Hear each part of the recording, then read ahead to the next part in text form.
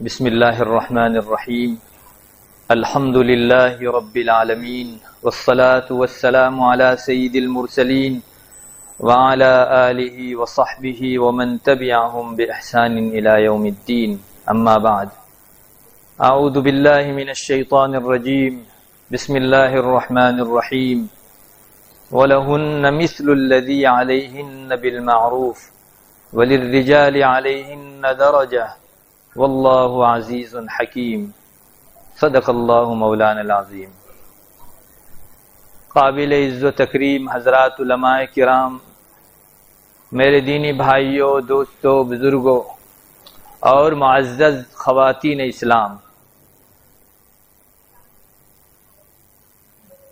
سب سے پہلے تو میں مفتی طاہر صاحب زیدہ مجدہم کو مبارکبادی پیش کروں گا کہ انہوں نے ایک بڑے اہم موضوع کے اوپر ہمارا آج کا یہ محاضرہ رکھا۔ سچی بات یہ ہے کہ امت میں اس قسم کے پروگرامز کی بہت ضرورت ہے، اور دوسرے نمبر پر مفتی صاحب کی خدمت میں درخواست کروں گا کہ وہ اس مجلس کو آخری مجلس نہ بنائیں۔ نکاح اور متعلقات نکاح کا شعبہ اتنا وسیع ہے، حضرات اہل علم جانتے ہیں ان کا درس دیتے دیتے مہینوں لگ جاتے ہیں، اور بالخصوص ان مسائل کو ہمارے چلتے پھرتے معاشرت کے ساتھ منطبق کر کے پیش کرنا یہ اور زیادہ اہمیت کا حامل ہے۔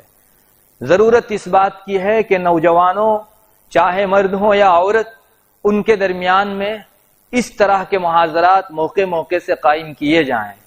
میں تو سمجھتا ہوں اگر مستقل ہر حق کے لیے مرد اور عورت کا آپس میں ایک دوسرے پر جو حق ہے، ہر حق کے لیے اگر الگ الگ مجلس قائم کی جائے تو اس کا اپنا ایک مستقل فائدہ ہوگا۔ بہرحال مجھے دو موضوع سپرد کیے گئے ہیں، جن میں سے پہلا موضوع ہے گھریلو مسائل کی پریشانیاں اور ان کا حل، اور دوسرا موضوع ہے طلاق کیا، کیوں اور کیسے۔ میں مختصراً پہلے ان دونوں موضوعات کا ایک ٹائٹل آپ حضرات کے سامنے ذکر کر دینا چاہتا ہوں۔ گھریلو مسائل میں آنے والی پریشانیوں کی بنیاد ویسٹرن کلچر کو فالو کرنا ہے، مغربیت کی تہذیب کے پیچھے چلنا ہے، اور اس کا حل ہے اسلامیات کو فالو کرنا، اسلامی احکام کو اپنی زندگی کا اوڑھنا بچھونا بنا دینا۔ یہ میری تقریر کا مختصر سا پہلے ٹاپک کا جواب ہے۔ نمبر دو، طلاق کیا، کیوں اور کیسے۔ اس کا مختصر جواب اگر میں آپ کو کہوں تو یہ کہہ سکتا ہوں کہ طلاق شریعت کا ایک حصہ ہے، اس لیے جب بھی کسی مرد کو طلاق کی نوبت آئے تو اسے اپنی شریعت کا ایسے ہی سہارا لینا چاہیے جیسے بوقت نکاح وہ شریعت کا سہارا لیتا ہے۔ اس مختصر سے جواب میں انشاءاللہ سب مسائل ہمارے حل ہیں۔ اب اسی کو میں تھوڑا سا پھیلاؤں گا، جس میں انشاءاللہ جزوی طور پر گھریلو مسائل کی کچھ پریشانیاں بھی آئیں گی، اور ساتھ ہی ساتھ ان کا شرعی حل بھی انشاءاللہ آپ کے کان سے گزرے گا۔ ایک بات بنیادی طور پر آپ کو یہ سمجھ لینی چاہیے کہ اس وقت میڈیا کہیے یا لوگوں کی زبان کہیے، سب پر ایک موضوع بہت زیادہ چرچے میں ہے، اور وہ ہے میرج لائف کامیاب کیسے ہو، ازدواجی زندگی خوشگوار کیسے بنے۔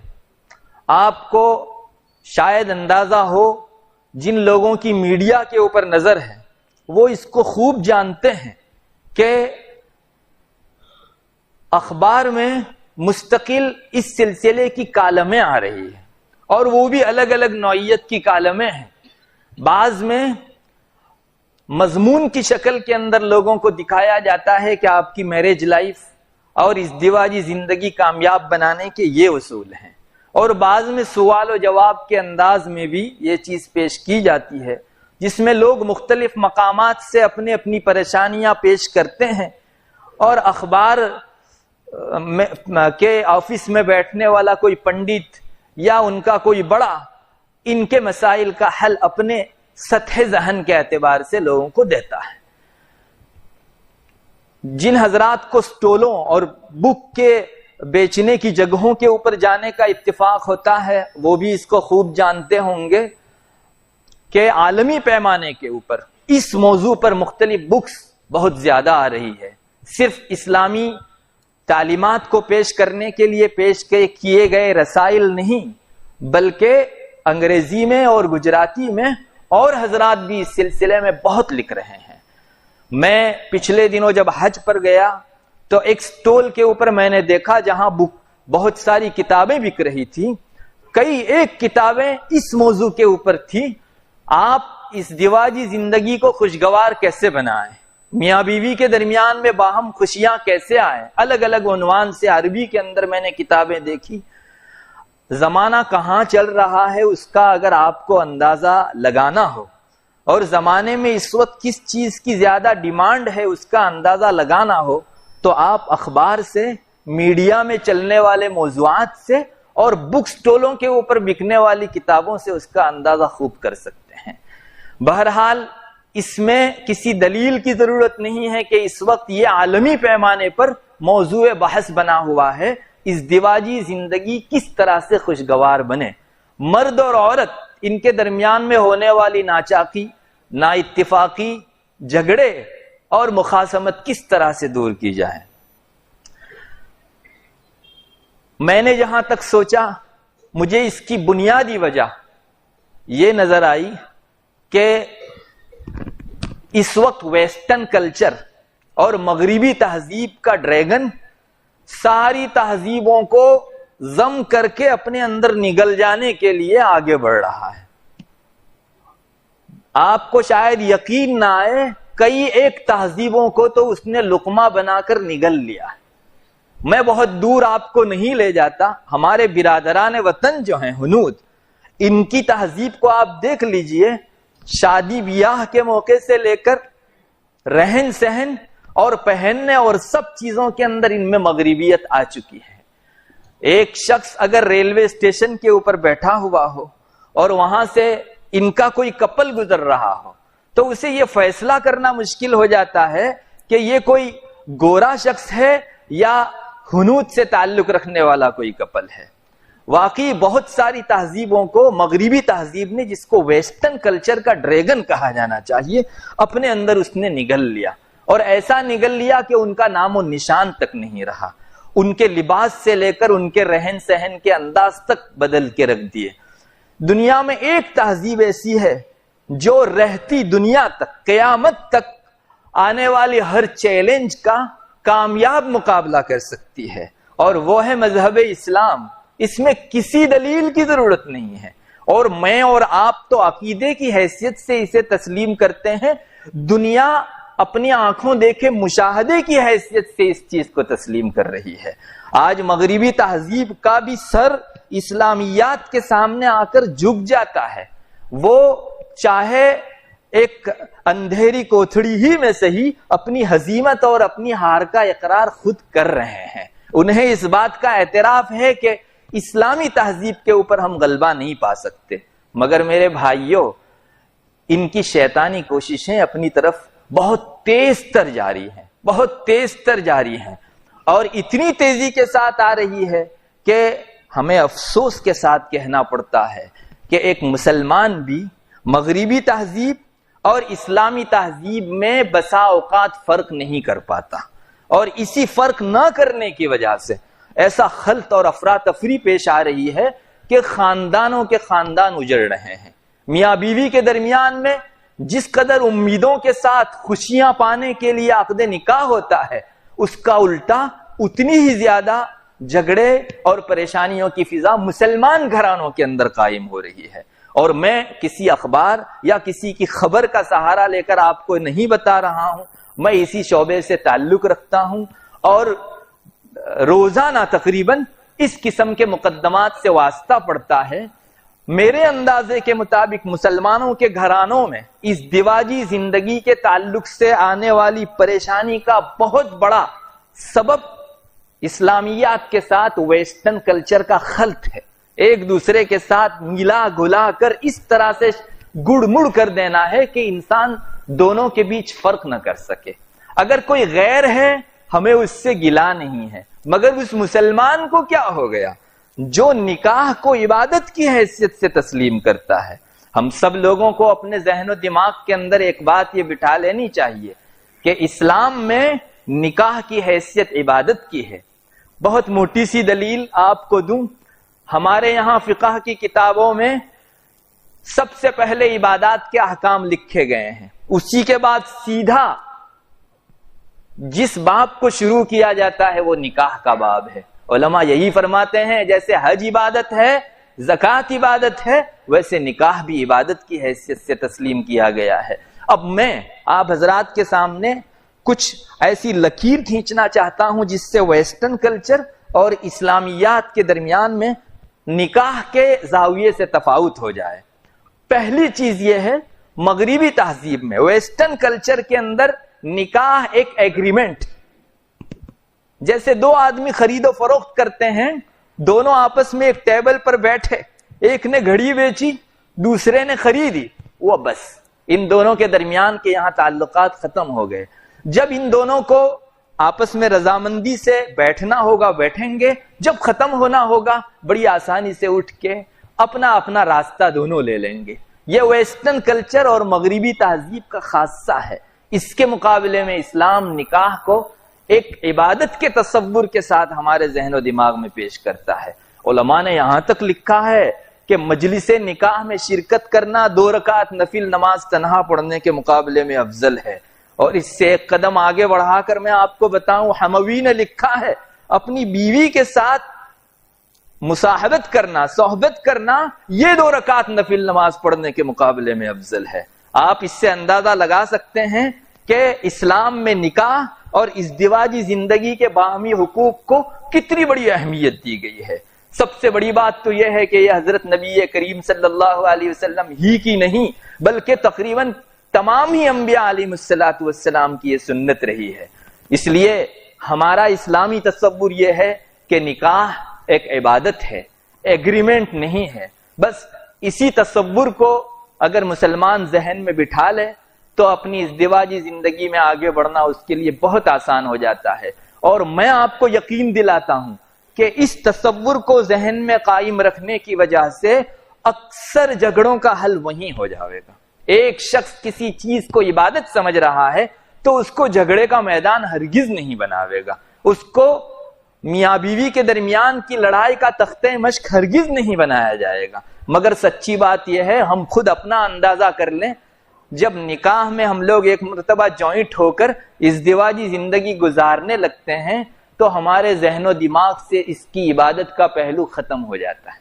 کتنے لوگ اس کو یاد رکھتے ہیں کہ میں کنٹینیو نکاح میں جڑ جانے کے بعد حضرت نبی کریم صلی اللہ علیہ وسلم کی سنت کی انجام دہی میں آگے بڑھ رہا ہوں.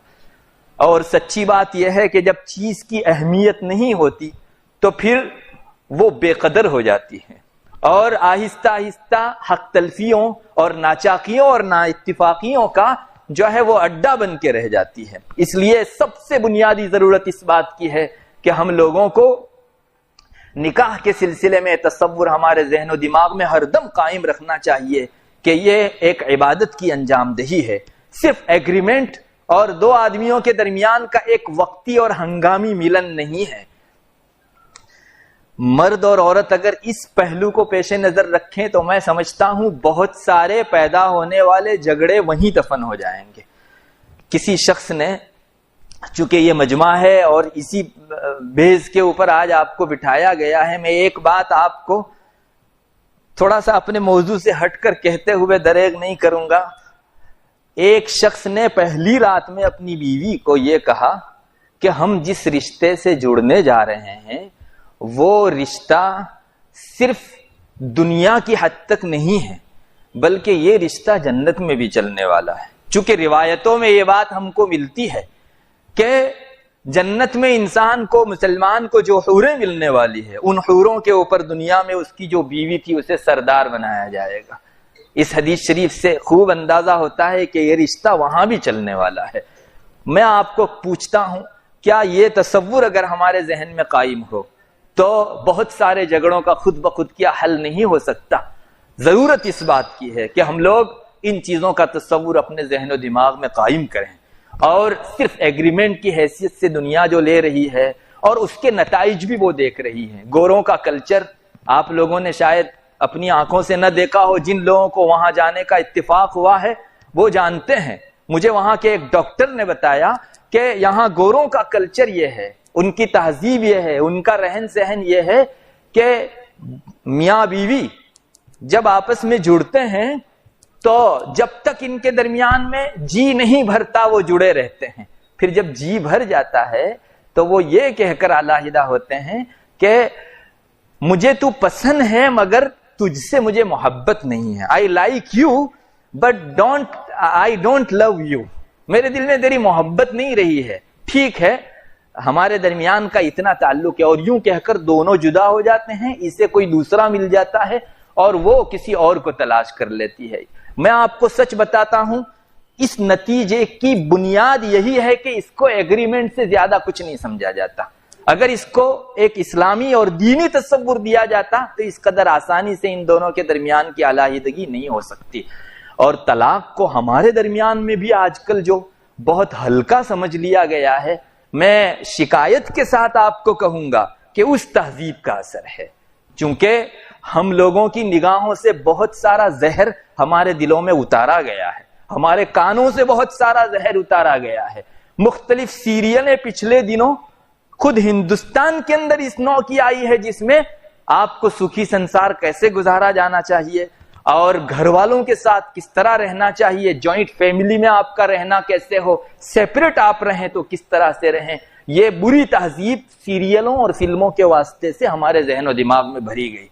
ساس بھی کبھی بہو تھی, اور نہ جانے کیا کیا سیریلیں آپ نے دھڑا دھڑ دیکھی ہوگی جو مسلسل آئی. ہم لوگ یہ سمجھتے ہیں کہ یہ صرف ایک آرٹ کی حیثیت سے پیش کیا جا رہا ہے. نہیں, آپ کا برین واش ہو رہا ہے, آپ کی ذہن سازی کی جا رہی ہے. ایک مسلمان اگر بار بار اس قسم کی تہذیب کو اپنی نگاہ سے اور اپنے کانوں سے اپنے دل میں اتارے گا تو کیا اس کے ذہن میں اس کی خوبی اور اسلامی تہذیب کی علیاذ باللہ حقارت نہیں آئے گی؟ یہ ایک مستقل پری پلان ہے, اسکیم ہے, اور مسلمانوں کو اسلامیات سے اور شعبوں کے اندر جس طرح سے ہٹانے کی کوشش کی جا رہی ہے, معاشرتی اس حکم کے اندر بھی مسلمان کو اپنے ڈگر سے ہٹانے کی کوشش ہے.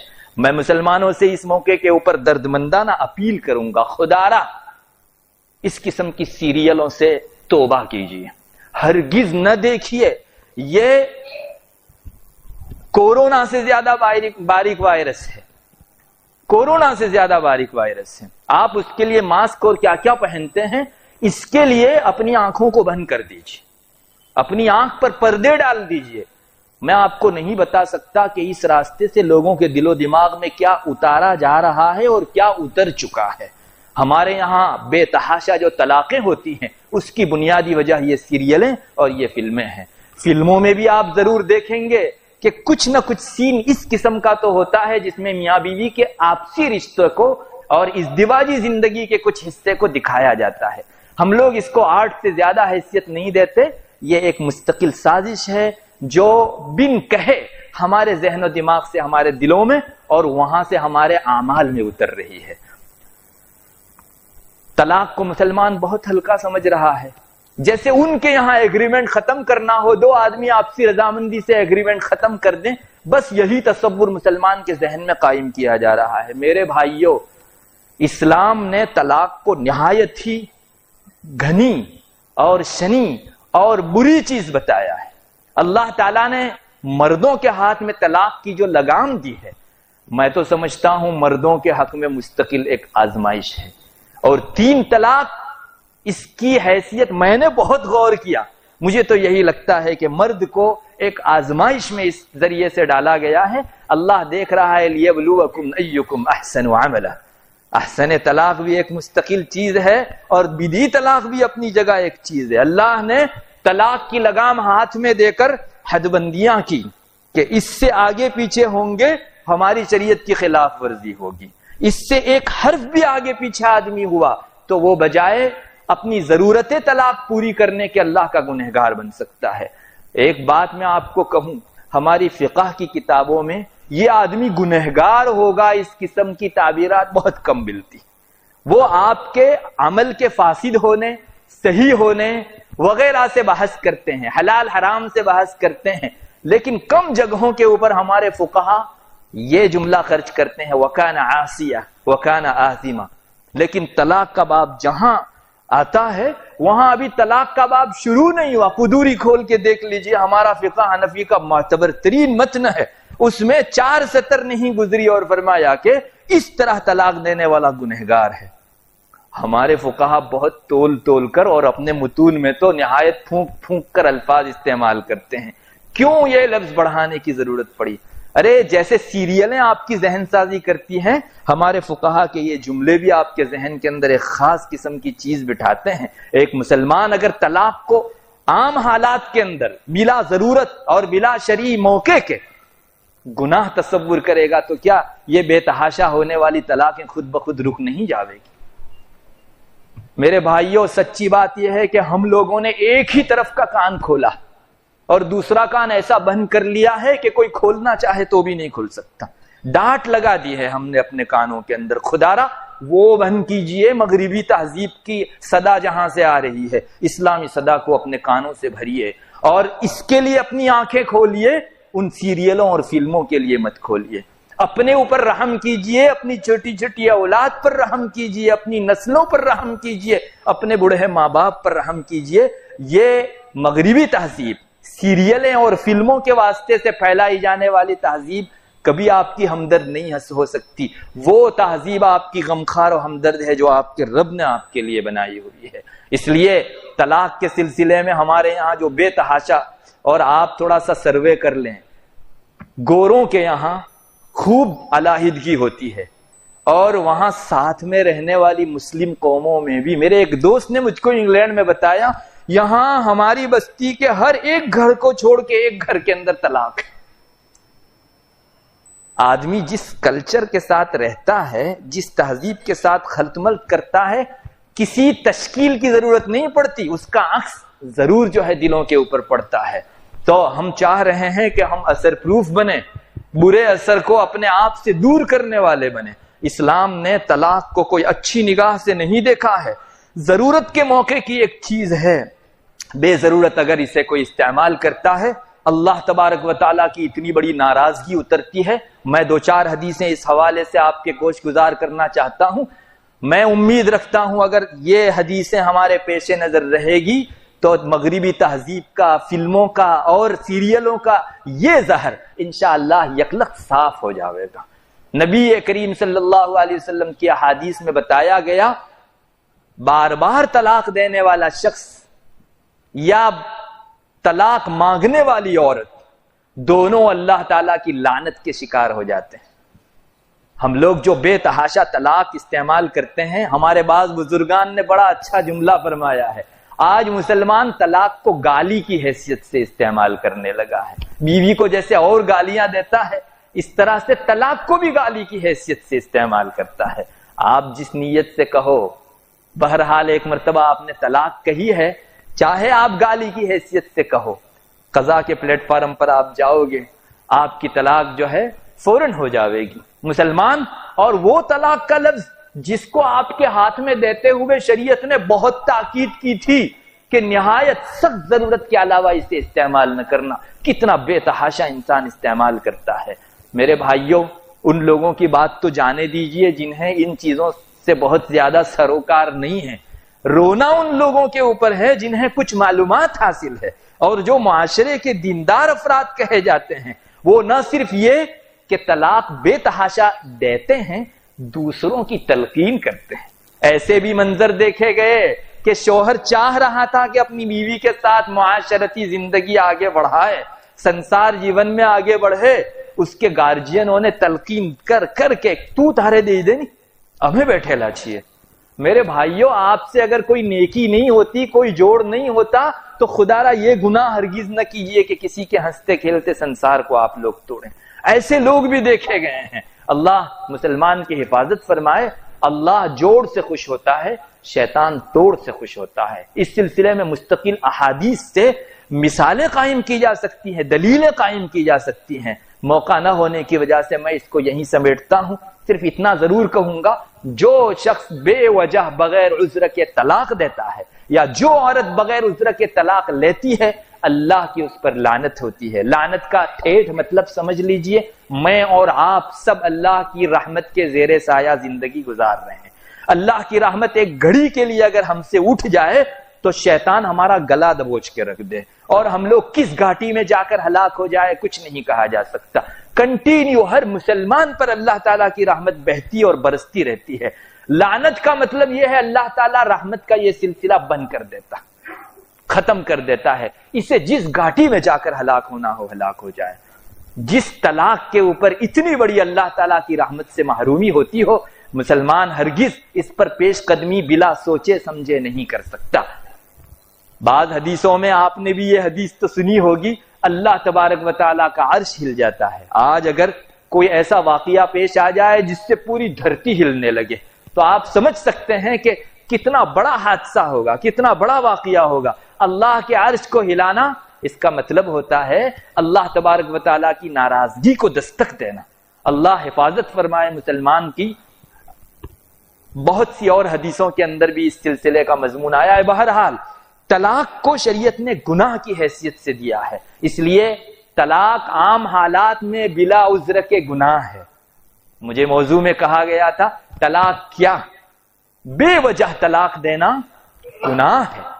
علماء نے اپنی کتابوں میں لکھا ہے طلاق رجی سے کام چلتا ہے، آپ نے ایک طلاق بائن دی تب بھی آپ گنہگار ہیں، اور 3 طلاق اگر آپ نے دی بہت بڑی آزمائش میں آپ نے اپنے آپ کو ڈال دیا۔ اللہ تبارک و تعالیٰ نے جتنی حلال چیزیں، اجازت والی چیزیں پیدا کی، ان میں سب سے زیادہ مبغوض اللہ تعالیٰ کو اگر کوئی ہے تو وہ طلاق ہے۔ اس لیے اس عورت کو آپ جس بڑی ذات کے نام پر لائے ہیں، اتنی آسانی سے اس رشتے کو ختم نہ کیجئے۔ مسلمان کو چاہیے کہ وہ یہ حیثیت قائم رکھے کہ میرا یہ رشتہ ایک اسلامی رشتہ ہے، اللہ کے نام پر جڑا ہوا رشتہ ہے، نبی کریم صلی اللہ علیہ وسلم کی سنت کی انجام دہی کے طور پر قائم شدہ رشتہ ہے۔ میں آپ کو یقین دلاتا ہوں، اصل میں بنیادی ضرورت ہے ذہن سازی کی۔ ہمارے ذہن و دماغ میں یہ چیز نہیں رہتی، اس لیے اس طرح کی افراتفری ہمارے بیچ ہوتی ہے۔ آپ قائم رکھیے اس چیز کو۔ حضرت نبی کریم صلی اللہ علیہ وسلم نے اپنے ارشادات میں بار بار یہ حوالہ دیا ہے۔ آپ نے جو حجۃ الوداع کے موقع پر خطبہ ارشاد فرمایا تھا، اس موقع پر آپ نے ایک ٹکڑا ایسا کہا تھا، میں تو سب مردوں کو کہوں گا کہ آپ کو اپنے پاس لکھ کر رکھنا چاہیے وہ ٹکڑا۔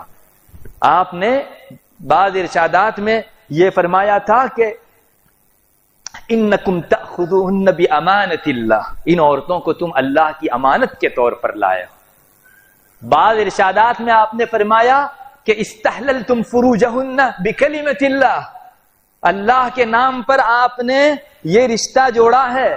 میں آپ سے پوچھتا ہوں، اگر آپ کے پاس پرائم منسٹر کے نام سے خط لے کر کوئی شخص آ جائے اور اس بڑی نسبت والے شخص کے ساتھ آپ بدسلوکی کریں تو کیا حشر ہوگا؟ وہ اپنی جو کچھ طاقت ہے آپ کے پیچھے لگا لے گا، اور اللہ جو بادشاہوں کا بادشاہ ہے اس کے نام سے آپ ایک خاتون کو لائے ہو اور اس طرح کا بے تحاشا ظلم کر رہے ہو، جب چاہا چھوڑ دیا، جب چاہا پیٹ لیا، جب چاہا جو کہہ دیا۔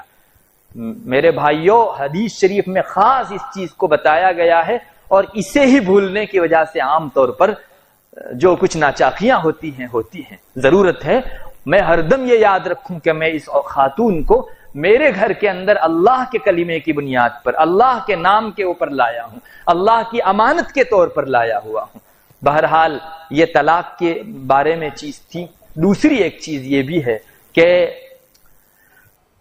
اگر ضرورت کا موقع ہو، کسی شخص کو اپنی بیوی کے ساتھ ناچاقی، نا اتفاقی بڑھ رہی ہو، بہت آسان ترین علاج یہ ہے، میں اب تک کے مختصر سے تجربے میں یہ سمجھ پایا ہوں کہ سب سے بہترین صلح بیڈ روم کی صلح۔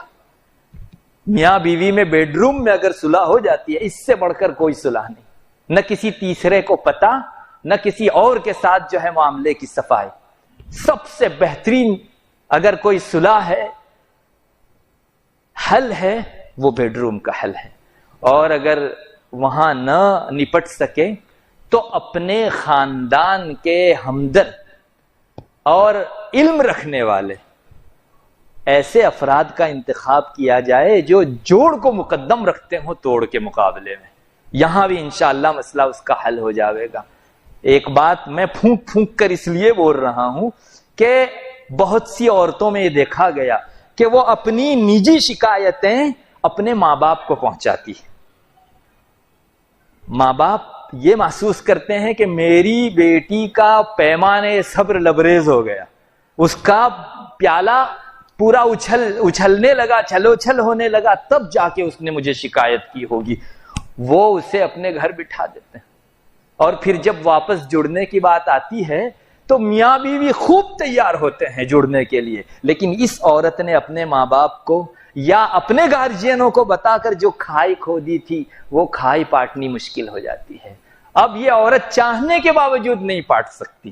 تو میں ایسے اس موقع کے اوپر یہی کہوں گا کہ بہت شدید ضرورت ہو تو اپنے گارجینوں تک لے جائیے، ورنہ خود حل کیجئے، ورنہ یہ کھائی آپ جو کھود رہے ہیں خود آپ کو پاٹنی پڑے گی۔ میں ایسا نہیں کہتا کہ آپ نہ پہنچائیے، ہاں شدید ضرورت کا موقع ہو تو آپ کے پاس اجازت ہے، لیکن آپ ہمدرد اور علم رکھنے والے، یا جس کے پاس علم نہیں ہے وہ کم سے کم کسی صاحب علم سے وابستہ ہو، ایسے خاندان کے فرد سے آپ اپنی شکایت، اپنی فریاد لے جائیے، انشاءاللہ یہ جوڑ ہی کے اوپر منتہی ہوگا۔ اور کچھ نہ شکل بنے تو خدارا دوسرے اس پلیٹ فارم کے دروازے مت کھٹکھٹائیے جہاں کھڑے کیے جانے کو ہمارے معاشرے میں ایک توہین سمجھی جاتی ہے۔ میں نے خود وکیلوں کا سروے پڑھا ہے کہ اس دروازے پر، کورٹ کے دروازے پر جانے والے مقدمات میں 1 یا 2% ایسے ہیں جس میں صلح کے چانسز رہتے ہیں، ورنہ چانسز ختم ہو جاتے ہیں۔ میں نے خود وکیلوں کا یہ اخبار کے اندر سروے پڑھا ہے، اس لیے کہ ہمارے یہاں جو پارٹی دوسرے کے خلاف اس جگہ مقدمہ کرتی ہے، سامنے والی پارٹی یہی سمجھتی ہے کہ اس نے ہم کو وہاں جا کے کھڑا کر دیا، یہ ایک توہین کا مقام سمجھا جاتا ہے۔ اس لیے اس غلطی سے خدا را باز آئیے۔ ہاں اسلامی شرائع ہے، اسلامیات کے ایسے پنچ ہیں جن کے پاس جا کر آپ شریعت کی روشنی میں اپنا حل کر سکتے ہیں، اور آپ کے اللہ سے زیادہ آپ کے حق میں بہترین اصول بنانے والا کون ہوگا؟ دنیا والوں کے اصول مبنی ہیں اٹکل کے اوپر، اندازے کے اوپر۔ جو ایک گھڑی کا نہیں جان سکتا وہ ہمارے لیے دائمی اصول کیسے بنا سکتا ہے؟ اور ہمارا رب الا یعلم من خلق وہو اللطیف الخبیر، جس نے پیدا کیا وہ نہیں جانے گا کیا؟ ہماری فطریات کی باریکیوں سے وہ واقف ہے۔ اس نے جو اصول قائم کیے ہیں اس کے ہم پلہ رہتی دنیا تک پوری دنیا ماتھا مار کر تھک جائے، ایک ذرہ برابر اصول تیار نہیں کر سکتی۔ ہمیں چاہیے کہ ہم اپنے شرعیات کا سہارا لیں، اور حتی الامکان جہاں تک ہو سکے صلح کے اوپر اس کو ختم کرنے کی کوشش کیجئے۔ بہت سے لوگ یہ موڈ بنا کر آتے ہیں کہ نہیں، ایک مرتبہ آپ سڑا وہاں سے کاٹو۔ اس جملے نے جتنا بگاڑ پیدا کیا ہے شاید سڑی ہوئی چیزوں نے اتنا بگاڑ پیدا نہیں کیا، یہ خود سڑا ہوا جملہ ہے۔ کیا آپ نے اپنے ذہن سے یہ قائم کر لیا کہ یہ سڑ گیا ہے تو واقعی سڑ گیا؟ ہم ڈاکٹر کے پاس جاتے ہیں اور وہ کہتا ہے کہ یہ پھوڑا مرہم لگانے سے حل ہو جاوے گا، اور اگر کوئی پیشنٹ ڈاکٹر پر مصر ہو جائے کہ نہیں آپ ہاتھ کاٹو، میں کہتا ہوں نا کہ سڑ گیا، تو اس آدمی کو یہاں ہاتھ کے علاج سے پہلے مینٹل اسپتال میں جو ہے ایڈمٹ کیا جانا چاہیے۔ ڈاکٹر کو اصرار کے ساتھ مشورہ دینے والا، اور وہ بھی ہاتھ کاٹنے کے لیے سوائے پاگل کے اور کوئی نہیں ہو سکتا۔ میرے بھائیوں، سولوشن کے چانسز لیجئے۔ ہمارے بدن کے اندر انگلی سڑ کے ختم بھی ہو گئی ہو، ایک چانس ہوگا تو بھی ہم اس کو استعمال کریں گے، اور یہ اتنا مقدس رشتہ یکلخت چٹکی میں ہم لوگ ختم کر دیتے ہیں۔ اس لیے بہت بنیادی ضرورت ہے کہ ہم لوگ اس کی اہمیت کو پہچانیں۔ اور میں واپس کہوں گا، مردوں کے ہاتھ میں 3 طلاق دے کر شریعت نے مردوں کی بڑی آزمائش کی ہے، بہت آزمائش کی ہے۔ وہ دیکھتی ہے، اللہ دیکھے گا کہ آپ اس کو کیسے استعمال کریں۔ اس نے منع بھی کیا ہے کہ آپ دڑا دڑ 3 نے استعمال کیجئے۔ طلاق کے سلسلے میں ایک اور چیز کہہ کر اپنی بات آگے بڑھاتا ہوں۔ آدمی جوش میں آ کر طلاق دے دیتا ہے اور دوسروں کے چڑھاوے میں بڑھاوے میں آ کر طلاق دے دیتا ہے، اور طلاق دینے کے بعد جب پارا لیول پر آتا ہے اس وقت اس کو حقائق کا جو ہے مشاہدہ ہونے لگتا ہے، وہ اپنی آنکھوں سے حقائق دیکھنے لگتا ہے کہ اچھا 50 سال کا سنسار، 30 سال کا سنسار، 20 سال کا سنسار میں نے ایک چٹکی کے اندر ختم کر دیا۔ اب وہ دوڑم دوڑی کرتا ہے، میں نے پریشر میں طلاق دی تھی، غصے میں طلاق دی تھی، اور مجھے کچھ بھی یاد نہیں ہے۔ یوں دیوانہ بننا اور گانڈا بننا جو ہے وہ ایک عیب سمجھا جاتا ہے، لیکن اس موقع پر مرد اسے بھی گوارا کر لیتا ہے۔ ارے بھائی، طلاق کبھی محبت میں دی جاتی ہے، طلاق ہمیشہ غصے ہی میں دی جاتی ہے۔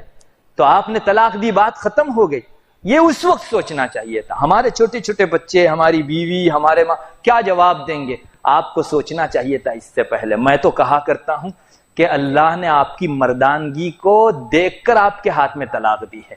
اگر آپ بھی عورتوں کی طرح جذبات میں آ کر وقت بے وقت طلاق دینے لگیں گے، آپ نے اپنی مردانگی کا حق ادا نہیں کیا۔ بنیادی طور پر یہی ہونا چاہیے۔ آپ مرد ہیں، آپ جتنا جو ہے اپنے اوپر سہ سکتے ہیں، یہ خاتون جذباتی ہے، نہیں سہ سکتی۔ آپ کے ہاتھ میں جس اعتماد کے اوپر اللہ تعالیٰ نے طلاق رکھی تھی، ہم نے اس اعتماد کو مجروح کر دیا۔ اس لیے طلاق سے پہلے میں ایک ہی بات آپ کو کہوں گا، آپ کے سارے طلاق کے مسائل کا ایک حل ہے، صرف ایک حل ہے۔ آپ نکاح پڑھنے کے لیے جس طرح تیاری کرتے ہیں، کسی مول صاحب ہی سے نکاح کرائیں گے نا، چاہے آدمی جیسا شرابی کبابی ہو اور کبھی مسجد میں نہ آیا ہو، وہ شریعت کا ضرور سہارا لیتا ہے۔ لیکن ہم طلاق کے موقع کے اوپر شریعت کا سہارا نہیں لیتے، کسی عالم سے ہم پوچھنے نہیں جاتے، جبکہ نکاح جس درجہ شریعت کا حصہ ہے اسی درجہ طلاق بھی شریعت کا حصہ ہے۔ کیوں ہم اس موقع پر شریعت کو بھول جاتے ہیں؟ اور بہت سے لوگ 3 طلاق دینے کے بعد پھر مختلف مذہبوں میں ٹامکٹوئیاں مارنے کے لیے جاتے ہیں، اور اسے پوچھتے ہیں اسے پوچھتے ہیں کہ ایک مجلس کی 3 طلاق ایک ہوتی ہے یا کچھ کرو ہمارے لیے جو ہے کہ کوئی ایسا حل نکالا۔ میرے بھائیوں، میں آپ کو سچ کہوں، ایسے واقعات سن کر مجھے ایک مثال یاد آ جاتی ہے۔ ایک آدمی کا سر جل گیا، اس نے ڈاکٹر کے پاس جا کر اصرار کیا کہ تم رپورٹ میں یہ لکھ دو نا کہ صرف آنکھ کے بال جلے ہیں یا سر کے بال جلے ہیں۔ اگر وہ لکھ بھی دے گا تو کیا حقائق مٹ جانے والے ہیں؟ میں آپ کو ایک بات بتاؤں، مرد اور عورت جب اللہ کے کلیمے سے جڑتے ہیں تو کون سی چیز ایک دوسرے کے لیے حلال کر دیتی ہے؟ میں نے اگر آگ پر ہاتھ رکھا مجھے گرم لگے گا، برف پر ہاتھ رکھا مجھے ٹھنڈا لگے گا۔ میں نے نکاح کے کلمات اگر کسی سے کہے ہیں، اللہ کے یہاں میرے اور اس کے درمیان میں ایک فضا قائم ہو گئی ہے، میاں بیوی ہونے کی ایک فضا قائم ہو گئی ہے، اور طلاق دیتے ہی وہ فضا ختم ہو گئی۔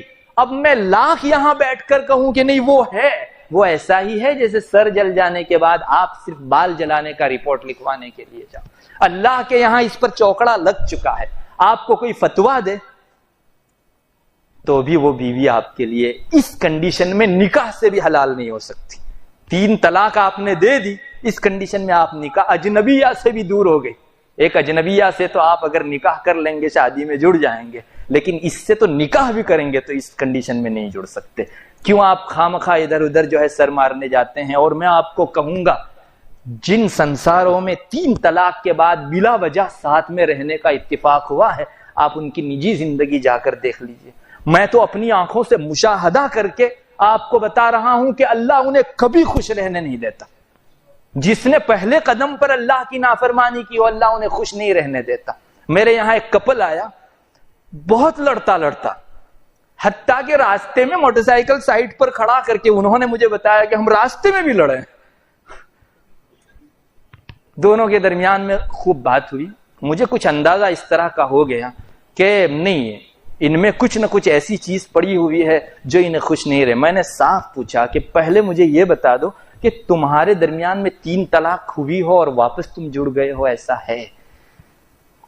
تو اس نے بہت اندر سے پھر آہستہ سے کہا کہ جی اس طرح کی چیز ہوئی ہے، اور یہ خاتون جو ہے وہ فلاں مدرسے میں پڑھی ہوئی ہے، اس نے ترمذی شریف کی یا فلاں حدیث کی ایک شرح کے ذریعے سے یہ مسئلہ نکالا کہ نہیں ہم لوگ جڑ سکتے ہیں، اس کے بعد ہم لوگ یہ رہ رہے ہیں، اور روزانہ ہمارے بیچ لڑائیاں ہوتی ہیں. ہماری اولاد ہمارے اس جھگڑے کو صبح سے شام تک دیکھتی ہے.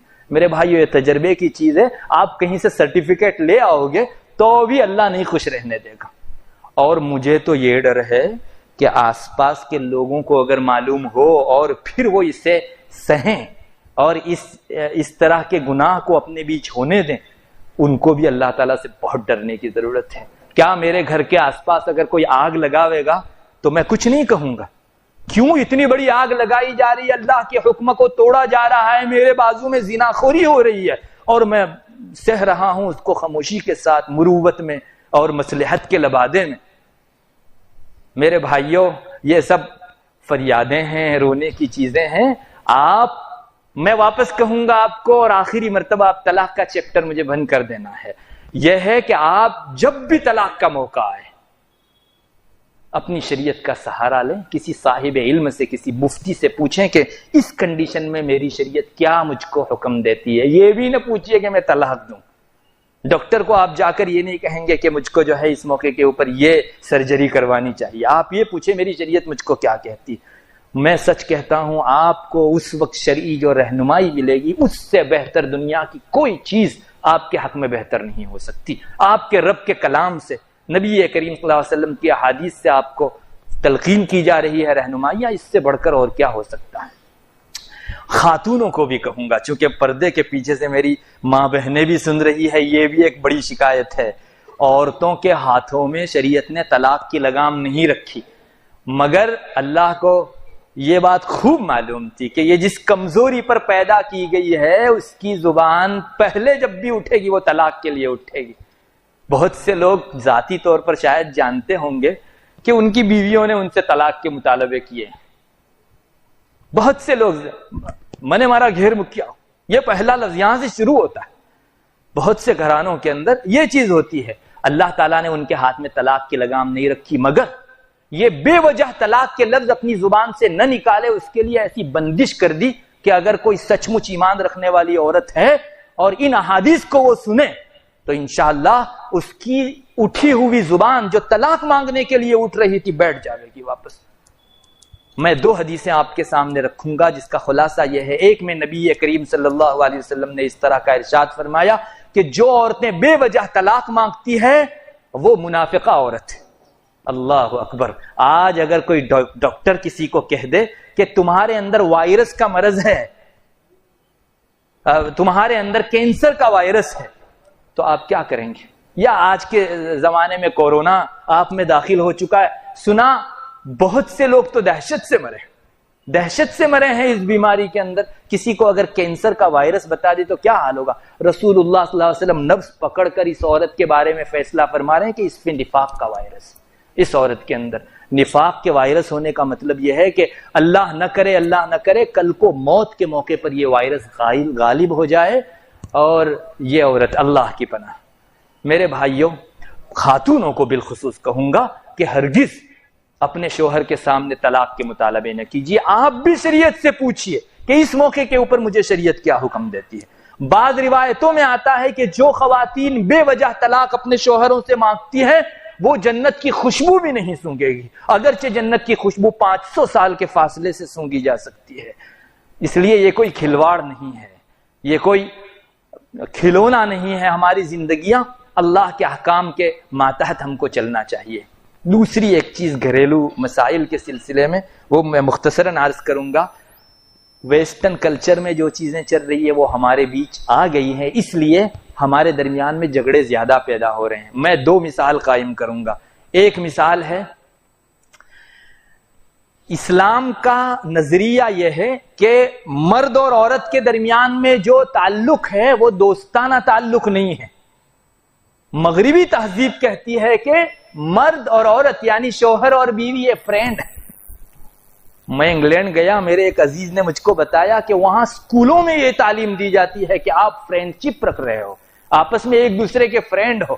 یاد رکھیے میاں بیوی کا رشتہ فرینڈلی نہیں ہے. تھوڑا سا ہمارے یہاں رفیق حیات کی تعبیر نے بھی بڑا نقصان کیا ہے. ہم رفیق جو بولتے ہیں وہ اس معنی میں رفیق ہے ہی نہیں. دونوں کے بیچ تعلق تعظیم کا، چھوٹے اور بڑے کا ہے، 2 دوستوں کا نہیں ہے. یہاں سے گڑبڑ ہوتی ہے. عورت جب اپنے شوہر کو اپنا دوست سمجھے گی تو میں اپنے دوست کو توتا سے بلا لوں گا, نام سے بلا لوں گا, اپنے دوست کو کبھی ڈانٹنا ہوگا ڈانٹ دوں گا, جبکہ اسلامی تعلیمات کے سرتاسر یہ خلاف ہے. اسلام کہتا ہے, جیسا کہ ابھی حدیث شریف میں مفتی صاحب نے پیش کیا, نبی کریم صلی اللہ علیہ وسلم نے فرمایا کہ اگر میں کسی کو کسی کے سامنے سجدے کا حکم دیتا تو عورتوں کو حکم دیتا کہ وہ اپنے شوہروں کے سامنے سجدہ کیا کریں. تعظیم کا اتنا بڑا درجہ. تو یہاں باپ بیٹے کا سا رشتہ ہے, جیسے بیٹا ماتحت ہے اور باپ بالادست ہے, اسی طرح شوہر قوام ہے اور عورت اس کے ماتحت ہے. دونوں کے درمیان میں فرینڈ شپ نہیں ہے. یہاں سے گڑبڑی پیدا ہوئی, ان میں طلاق اور علیحدگی اور ناچاقی اور نا اتفاقی کی ایک بہت بڑی بنیاد فرینڈلی رشتہ سمجھنا ہے. اسلام نے یہ تصور قائم کیا ہی نہیں ہے. دوسری ایک چیز, چونکہ وقت مختصر ہے اس لیے اس کو میں لپیٹ کے ایک اور چیز آخر میں بتا دے رہا ہوں. ایک اور مغربی تہذیب کی چیز ہمارے اندر آئی ہے, وہ یہ ہے کہ میاں بیوی کے درمیان میں جو بھی چیزیں ہوگی وہ باہمی رضامندی سے ہوگی. اسلام اس کو منع نہیں کرتا, ہاں عورت سے پوچھو, اس کی بھی رائے لو, اور خاص کر کے فزیکل ریلیشن, میاں بیوی کے درمیان کے جو میاں بیوی کے حقوق ہیں اس کو ویسٹرن کلچر اس طرح سے کہتا ہے کہ عورت کی رضامندی کے بغیر میاں بیوی صحبت کا رشتہ قائم نہیں کر سکتے. اور مجھے تو ہنسی آتی ہے سچ جب یہ سنتا ہوں کہ اپنی بیوی سے اس کی رضامندی کے بغیر اگر مرد صحبت کرتا ہے تو یہ ریپ ہے. دنیا میں یہ آپ نے بھی پڑھا ہوگا اخبار کے اندر, یہ ریپ ہے, بلاత్కాر ہے, یہ زنا ہے. اور پتھر پڑے ان بدھوؤں کی عقلوں پر. کسی پرائی عورت کے ساتھ اس کی رضامندی سے اگر کوئی آدمی تعلق قائم کرتا ہے تو یہ جائز تعلق ہے. اسلام سے دور دور کا بھی اس کا کوئی تعلق ہے. ہاں میں یہ کہوں گا, مرد کو ہمیشہ اپنی بیویوں کے ذاتی آزار کا خوب خیال رکھنا چاہیے, مگر مرد نے صرف رضامندی پر مدار, شریعت نے رضامندی پر مدار نہیں رکھا. شریعت نے عورت کو یہ کہا, جیسے ابھی آپ نے حدیث سنی, کہ اگر شوہر کو بلا عذر کوئی عورت صحبت سے منع کرتی ہے تو جنت کی وہ حوریں جو اس مرد کو ملنے والی ہے وہ رات بھر اس پر لعنت کرتی رہتی ہے اور کہتی رہتی ہے کہ یہ تو بہت جلدی میرے پاس آ جانے والا ہے اور تجھ پر لعنت ہو اللہ کی. میرے بھائیوں اور بہنوں, کوئی مرد ہمارے بیچ اگر کوئی بزرگ کسی کے لیے بد دعا کر دے تو اس کی زندگی اجیرن نہیں ہو جاتی. جو مستجاب الدعوات ہو وہ اگر کسی کے لیے بد دعا کا ایک کلمہ کہہ دے تو اس کو نیند نہیں آتی کہ پتہ نہیں اب میرا کیا ہوگا. یہ وہ مقرب ذوات ہیں اللہ تعالیٰ کے یہاں کہ جن کا کلمہ پہنچ جاتا ہے, اور اس کو حدیث میں نوٹس کے ساتھ ذکر کیا گیا کہ حوریں لعنت بھیجتی ہے. اس کا مطلب اس کو جو ہے ہری جھنڈی دکھا دی گئی ہے. اللہ رحم فرمائے ان عورتوں کے اوپر جو بے وجہ اپنے شوہروں کو صحبت سے منع کرتی ہے. میرے بھائیوں, میں تو مستورات کے مجمع میں خصوصی طور پر اس کو اس لیے ذکر کرتا ہوں کہ میرے نزدیک بہت سے کیسوں کے اندر دونوں میں علیحدگی کی ایک بنیادی وجہ عورت کا اپنے شوہر کا یہ حق ادا نہیں کرنا ہے. عورت یوں منع کرتی ہے اور پھر یہی مت کسی دوسری جگہ جاتا ہے تو روتی پھرتی ہے. اللہ ہمیں اس چیز کو سمجھنے کی توفیق مرحمت فرماوے. اور میں اس لیے بھی مردوں کے مجمع میں کہوں گا کہ یہاں مردوں کی بہت ساری بہنیں ہوں گی, بہت سارے والد ہوں گے, وہ اپنی بیٹیوں کو, اپنی بہنوں کو, اپنے ماتحتوں کو اس طرح کی تعلیم دیں کہ اللہ نے مردوں کے ہمارے سر یہ حقوق رکھے ہیں. خلاصہ یہی ہے کہ ہم لوگوں کو ہمارا سکھی سنسار بنانا ہے, ویسٹرن کلچر سے توبہ کرنی پڑے گی اور اسلامیات کے دامن میں اپنے آپ کو وقف کرنا ہوگا, اور طلاق سے پہلے شریعت کا سہارا لینا ہوگا جیسے ہم لوگ نکاح سے پہلے شریعت کا سہارا لیتے ہیں. وما علینا الا البلاغ وآخر دعوانا الحمد